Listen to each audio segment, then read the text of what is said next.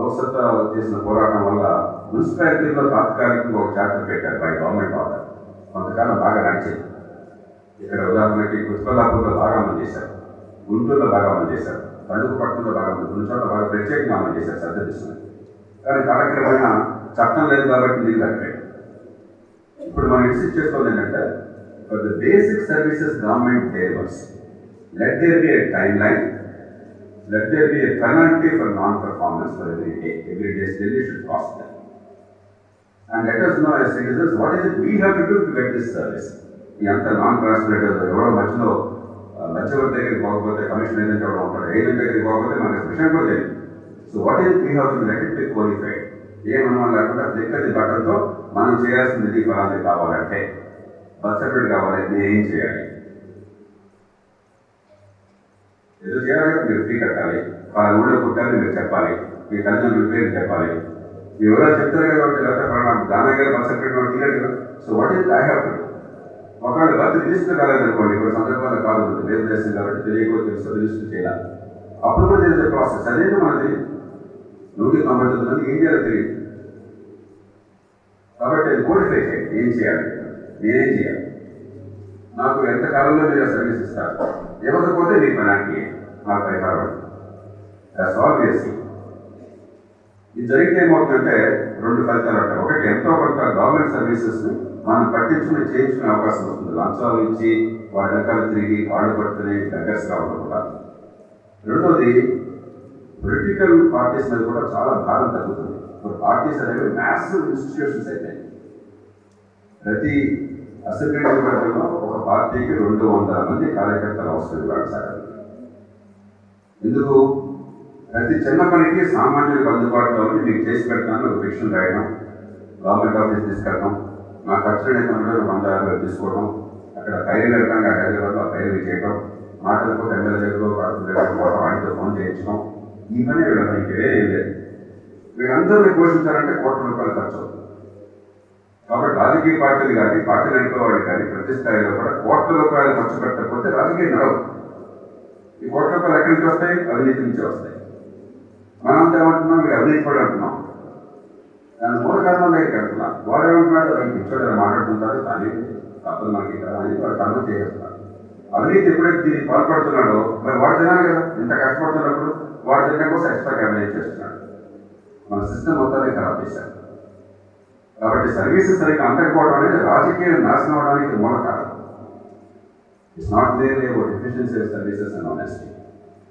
అంచేత నేను మిమ్మల్ని అందరినీ, you're all students of mathematics and science, students of logic. Logic and mathematics are about problem solving. In physics, we use the principle of levers.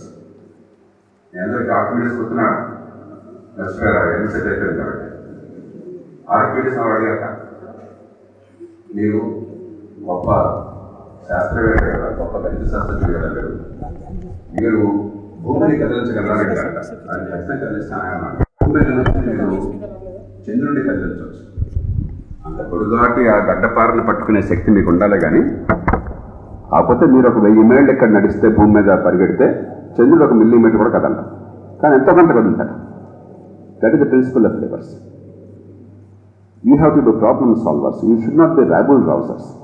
We don't want young people who shout without understanding. We don't want people with emotion without wisdom. We need citizens with deeper understanding, without partisan politics in their blood. ఈ కులం, ఆ మతం, ఈ party మనకి ఇవన్నీ అనవసరం. మన బతుకులు ఏమవుతున్నాయి, మన బతుకులు బాగు చేయడానికి మార్గం ఉందా లేదా? That's all our role as citizens. Otherwise we live our life for our selves to enjoy them. పొద్దున్న ఉందంటే ఆస్కార్స్ చూడాలంటే ఆస్కార్స్ చూస్తారు. చూసారు ఎవరన్నా ఎవరు పొద్దున్న ఆస్కార్స్ కాసేపు? ఎవరు చూడలేదా? చూసారు? మాట పడుతున్నాడు. క్రికెట్ మ్యాచ్లు ఇస్తే క్రికెట్ చూస్తాం, మన ఇష్టం. మంచి సినిమా అంటే సినిమా చూస్తాం. That is all to be Ganesh. I congratulate them all, and I congratulate all of you for participating in this magnificent event. I wish you all the very best. Thank you. My name is Banu Kumar, third year mechanical engineering student. Sir, మీరు right to information and right to service act తీసుకురావాలనుకుంటున్నారు కదా sir. అయితే ఇంతకుముందు ఉన్న acts అంటే ఇవి తీసుకురావడం వల్ల అందరూ అంటే 100% యూజ్ చేస్తారని ఎలా చెప్పగలం మనం? ఎందుకంటే మన చీఫ్ మినిస్టర్ ఎలా ఉన్నారో మీకు బాగా తెలుసు. ఇంకా వాళ్ళు అంటే సిస్టంలో ఉండి మనం సిస్టమ్ని అపోజ్ చేయలేం. ఇక మన మినిస్టర్తో వచ్చేసి పార్లమెంట్లో పడుకుంటున్నారు, ఇక అసెంబ్లీలో కొట్టుకుంటున్నారు. ఇక మనం చెప్పలేం కదా సార్ 100% ఇది అవుతుందని. తమ్ముడు, అందుకని ఇందాక చెప్పాను, నెససరీ బట్ నాట్ సఫిషియంట్. లాజిక్లో చాలా ఇంపార్టెంట్ కాన్సెప్ట్ ఇది. ఒకటి అవసరము అంటే సరిపోతుందని కాదు అర్థం. సరిపోవడానికి చాలా కండిషన్స్ కావాలి. But it's a necessary condition and it's probably one of the most necessary conditions, not merely just a necessary condition. Government ఆఫీసుల్లో చేయవలసిన పని వాళ్ళు మనకి హైరాణ లేకుండా వెంటనే చేసి ఏర్పాటు చేయడం అన్నది one of the most important starting points to change India. But it's not enough to change India. Understand that. రెండోది, ప్రతి చట్టం పనికిరాదు, కొన్ని చట్టాలు వేరు. ఈ దేశంలో రాష్ట్రాల్లో 30,000 చట్టాలు ఉన్నాయి, జాతీయ స్థాయిలో 3,000కు పైగా చట్టాలు ఉన్నాయి. వీటిలో 190 చట్టాలని చింపేసి పారేస్తే ఏం జరగదు, కొంపనిపోయింది ఏం లేదు. కొన్ని జనరిక్ లాస్ ఉంటాయి. They open many more doors, they make many other changes possible. మన ఫోకస్ వాటి మీద ఉన్నారు. ఊరికే పెద్దానికి ఒక చట్టం తీసుకోవాలని కాదు. ఇవన్నీ generic laws that make governance in the whole country much more transparent and much more accountable. That gives a fillip to the forces of change in the country, that force the pace of change in the country. మూడోది, మిగతా changes ఏమిటో కూడా అర్థం చేసుకోవాలి. ఇందాక ఉదాహరణ land issue వచ్చింది. How to improve the land registration, land tenurial system, land record system. We have absolutely third rate system. Time లేదు కాబట్టి దానిలో కానీ లేకపోతే 2 గంటలు దాని గురించి మాట్లాడచ్చు. We have third rate education, again 2 గంటలు దాని మీద మాట్లాడచ్చు. థర్డ్ రేట్ హెల్త్ కేర్, 2 గంటలు దాని మీద మాట్లాడచ్చు. High degree of centralisation. Then finally we have to look at politics, political process. ఎందుకు దుర్మార్గులు ఎన్నికవుతున్నారు, ఎందుకు అసమర్థులు ఎన్నికవుతున్నారు, ఎందుకు అవినీతితో ఎన్నికవుతున్నారు, నీతిగా ఎందుకు ఎన్నికవట్లేదు? There is a deeper issue there. How to fight that? Each of them we must understand and unravel this mess and finally decide what are the priorities and fight for those changes. కాబట్టి ఒక దేశంలో మార్పు అన్నది హడావిడిగానో ఊరికే అరిస్తే వచ్చేది కాదు, డెప్త్తో వచ్చేది, అర్థం చేసుకుంటే వచ్చేది. So this is necessary but not sufficient. Okay, ఇప్పుడు next. Hello, this is Muhammad sir, working as a lecturer in civil department.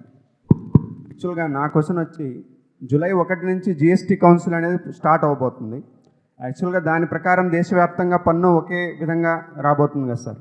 యాక్చువల్గా ఇప్పటికే రాష్ట్రాలు కేంద్ర ప్రభుత్వం మీద ఆధారపడడం చాలా వరకు వచ్చేసింది. జిఎస్టీ కనుక ఒకవేళ అమల్లోకి వస్తుంది, దాని తర్వాత రాష్ట్రాలు సెంట్రల్ గవర్నమెంట్ దగ్గర దేహి అనే పరిస్థితి వచ్చేస్తుంది. ప్రధానమంత్రి మొన్న జరిగిన బీహార్ ఎన్నికల్లో వేలం పాటేసినట్టు చెప్పాడు, 80 కోట్లు 90 కోట్లు ప్యాకేజ్ అని. అలాగా రేపొద్దున జిఎస్టీ కనుక అమల్లోకి వస్తే, మొత్తం పవర్స్ సెంట్రల్ గవర్నమెంట్ చేతిలోకి వస్తే, రేపొద్దున రాష్ట్రాల పరిస్థితి ఇంకా దిగజారిపోదా? ఎలా అయితే రాష్ట్ర జాబితాలో ఉన్న పంచాయతీలని నిర్వీర్యం చేసి వాళ్ళని సర్పంచ్ని జీతగాళ్ళుగా చేశారో, అలాగా ముఖ్యమంత్రులను స్టేట్ లెవెల్లో అలా మార్చారని, అలాంటి పరిస్థితి రాదని మనం అనుకోవచ్చా? చివరికి ఈ సర్కిల్ అంతా ఒక నియంతృత్వానికి దారి తీయదా అనేది నాకు ప్రధానమైనటువంటి ఒక ఆలోచన సార్ జిఎస్టీ గురించి. ఇప్పటికే క్యాబినెట్లో వర్క్ చేస్తున్న క్యాబినెట్ మంత్రులకు ఎలాంటి ఇది లేదు. డిమానిటైజేషన్ కూడా ప్రధానమంత్రి కేవలం తన అహం కోసం, ఒక మనిషి ఏం చేయగలడో చూపించుకోవడానికి ఇచ్చాడేమో అన్నటువంటి ఒక బాధ కూడా నాలో ఉంది సార్. కాబట్టి ఈ యొక్క మొత్తం కాంప్లికేటెడ్ ఒక వ్యక్తి స్వామ్యానికి, ఒక డిక్టేటర్షిప్కి, ఒక ప్రజాస్వామ్యంలో ఇప్పుడు ప్రస్తుతం ఉన్నటువంటి దీని ద్వారా ఎటువంటి సొల్యూషన్స్ మనం చూపించవచ్చు? మీరు కేంద్ర స్థాయిలో పోరాటం చేస్తారు కాబట్టి ఈ విషయం మీ మైండ్లో కూడా ఉంటుంది, కానీ ఎలా మీరు దీన్ని చేయబోతున్నారని ఒక్కసారి వినాలని ఉంది సార్. అహ్మద్ గారు, on broader issue I total agree with you.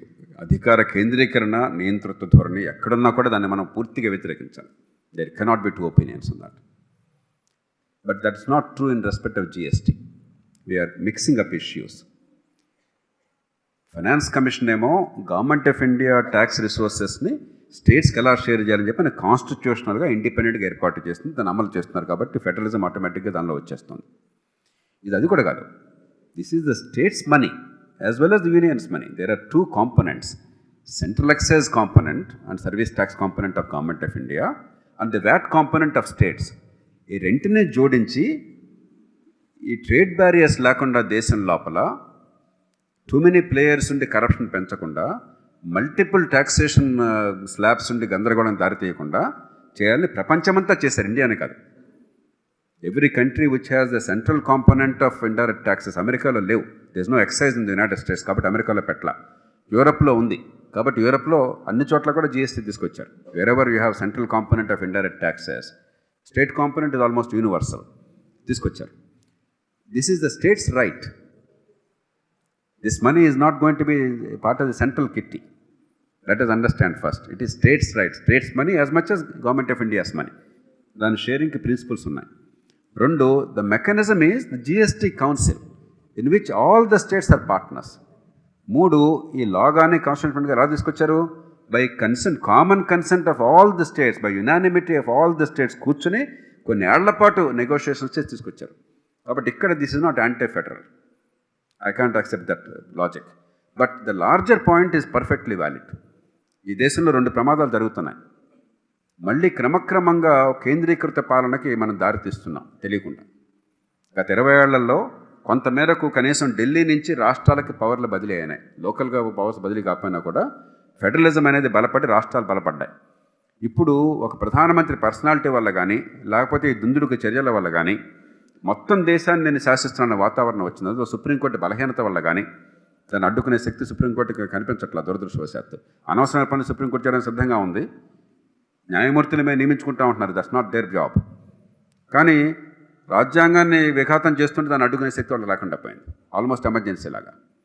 రెండో పార్ట్ ఇంతకంటే ఇంక ఇన్సిడియస్గా ఉండేది right to education act, land acquisition act, లేకపోతే మరో చట్టం, రకరకాల పేర్లు పెట్టి రాష్ట్రాల హక్కుల్ని వాళ్ళు హరించేసి సెంట్రల్ యాక్టులు చేసేస్తున్నారు.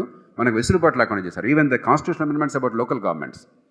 ప్రపంచంలో ఎక్కడా కూడా ఫెడరల్ కాన్స్టిట్యూషన్ కానీ ఫెడరల్ లా కానీ రాష్ట్రాలు ఏం చేస్తున్నా ఎంతగా శాసించదు. That is a wrong model. వీటిని వ్యతిరేకించాలి. అందుకనే I'm a great champion of states autonomy. But it does not mean that there is no case for GST. It does not mean that there is no case for a strong independent government of India. అందుకని మనం I accept the broader point that cannot be applied to this particular context. But in a general sense, the bigger danger is the central legislations on state subjects are concurrent subjects, and we have to address them. And mine is probably now the lone voice in India. States autonomy కావాలి, states సొంత constitution కావాలి, to the limited extent of determining their own governance model అని నేను ఒక్కడనే భారతదేశంలో ఎన్నదగ్గ వాయిసెస్లో గొంతెత్తుతున్నాను. మిగతా వాళ్ళు they not even talking about that. So I fully accept your principle. క్లాక్ వస్తారేమో అందరం చెప్పి. సో 10 కాదు 12 అయింది. సో 2-3 ఆఫీసర్లు వచ్చి అకామిడేట్ చైర్స్ కూర్చుని, ల్యాండ్ రిజిస్ట్రేషన్ ఆఫీసర్లు లేరు అక్కడ ఎవరు లేరు, ఓన్లీ అటెండర్. మార్నింగ్ అటెండర్ వచ్చారు. బాగా పనిచేసే డిపార్ట్మెంట్ లంచాలు బాగా వస్తాయి. అదే సార్. అయితే 12 o'clockకి అలా అందరూ వచ్చే మాలాంటి కస్టమర్స్ అందరూ వాళ్ళందరూ ఫిల్ అయిపోయారు. సో ఆఫీస్లో వాళ్ళందరూ ఆఫీసర్స్ వచ్చారు. సో ప్రాసెస్లో ఒక రిజిస్ట్రార్ ముందు న్యాయబద్ధకంగా ఇలా ఈ ల్యాండ్ ఈ పర్సన్కి అమ్ముతున్నాడు అని చెప్పి రిజిస్టర్ సంతకం పెడితే అది కరెక్ట్ అయిన ప్రాసెస్. యాజ్ అ ఇంజనీర్ మాకు ఏ సొల్యూషన్ వచ్చినా that should be in a righteous way. So నా ఫీలింగ్ ఏంటి అంటే ఆ రిజిస్ట్రేషన్ ఆఫీస్కి వెళ్ళగానే ఒక మెట్టు పైన రిజిస్టర్ చేయరు ఉంటుంది ఎప్పుడైనా, తన టేబుల్ కానీ అది కానీ. So I thought like he's on higher position. So తన దగ్గర జరిగింది ఏ ప్రాసెస్ అయినా రైటియస్ వేలో జరుగుతుందని I was feeling very good. ఆఫీస్కి వెళ్ళాం మంచి. సో ఏమైంది అంటే మార్నింగ్ నుంచి 9:30 నుంచి వెయిట్ చేస్తున్నాం మేము. 3 o'clockకి మా ఫామ్స్ తీసుకొని వన్ ఆఫ్ ది అటెండర్ మా ఫామ్స్ అన్నీ తీసుకొని ఎక్కడికో వెళ్ళిపోయాడు సార్.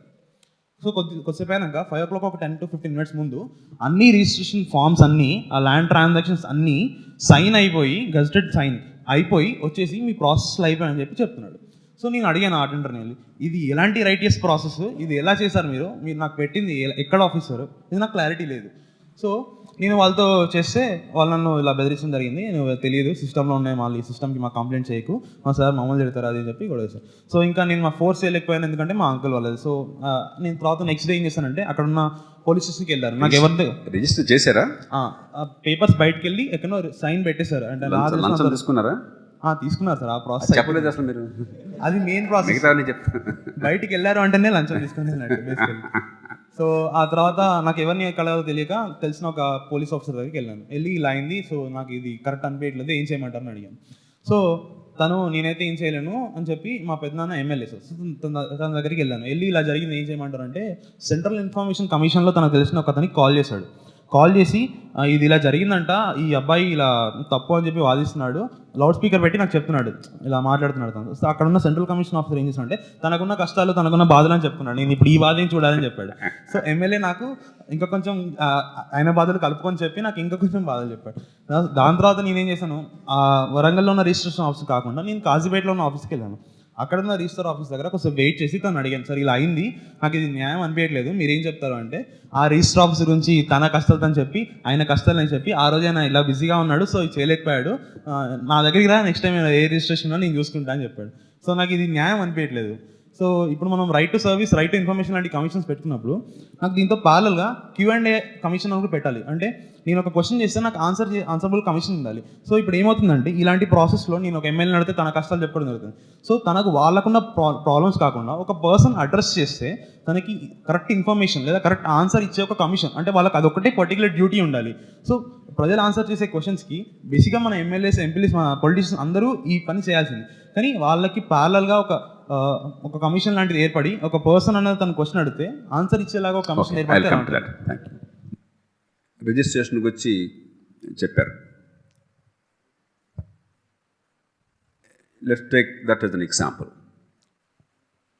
ఈ సర్వీస్ గ్యారంటీ యాక్ట్ కనుక ఇంటెలిజెంట్గా స్ట్రక్చర్ చేసి ఇంప్లిమెంట్ చేస్తే కనీసం రిజిస్ట్రేషన్లో ఈ ఇన్స్టిట్యూషనలైజ్డ్ కరప్షన్కి అవకాశం తగ్గుతుంది. ఇప్పుడు ఏమవుతుందంటే రిజిస్ట్రేషన్లో ఇప్పుడు కూడా స్టాంప్ డ్యూటీ ఉంటుంది, రిజిస్ట్రేషన్ ఫీ ఉంటుంది. స్టాండర్డ్ ప్రిన్సిపల్ రిజిస్ట్రేషన్ ఫీ ఎంత అయితే అంత లంచం ఇస్తే పని జరుగుతుంది, లేకపోతే ఇంటికి వెళ్ళిపో. దానికి క్యాలిక్యులేషన్ వేసుకోకర్లా, ఆ ఫీ ఎంత అయితే అంత లంచం ఈక్వల్ అనమాట. నార్మల్గా 1% ఎంతో ఫీ ఉంటుంది, ఆ 1% మీరు చేయాలి ప్రాపర్టీ వాల్యూ మీద. దీనికి ఆన్సర్ 15 ఏళ్ళ నుంచే ఉంది. నేను ఎంతో కాలం పట్టుబట్టాను అడ్మినిస్ట్రేటివ్ రిఫార్మ్స్ కమిషన్ మెంబర్గా. I insisted on the states being given some special funds to improve the survey and settlement mechanism. Details నేను వెళ్ళను. And ensuring that the titles are there. మన ఉమ్మడి రాష్ట్రం ఉండగా అప్పుడు నిజామాబాద్ జిల్లాలో భూభారత్ అన్న పేరుతో ఆల్రెడీ మొదలుపెట్టారు, but they never carried it forward. అసెంబ్లీలో ప్రతిరోజు రేస్ చేశాను, ప్రతి సందర్భంలో కూడా. ఊరికే మొక్కుబడిగా తప్ప నోబడి పేడ్ అటెన్షన్. బికాస్ ఈ ట్రాన్స్పరెన్సీ వచ్చి టైటిల్ గ్యారంటీ అయితే మ్యాసివ్ కరప్షన్ కానీ భూముల కబ్జాలు కానీ దోచుకోవడం కానీ సాధ్యం కాదు. There is a whole ecosystem that is dependent on this. కాబట్టి మనం ఏం చెప్పినా కూడా వాడు పైకి అంటాడు తప్ప is not interested in doing it. Official corruption కావచ్చు, పాలిటీషియన్స్ కావచ్చు, ఇంకోళ్ళు కావచ్చు, గోండాలు కావచ్చు, అందరికీ ప్రజెంట్ సిస్టమ్ చాలా హ్యాపీగా ఉంది. నష్టపోయే వాళ్ళు మెజారిటీ స్మాల్ పీపుల్, లాభపడే వాళ్ళు minority but powerful people. Therefore this continues. So we have to address both these things simultaneously. అట్లాగే లార్జర్ ఇష్యూ నేను ఇందాక చెప్పినట్టుగా unless we create a single accountability mechanism in each district in each city, అన్నీ fragment చేస్తే మనకి పెద్ద ఫలితాలు రావు. I have been fighting for it for a long time. Let's hope that one day it will see the light of the day.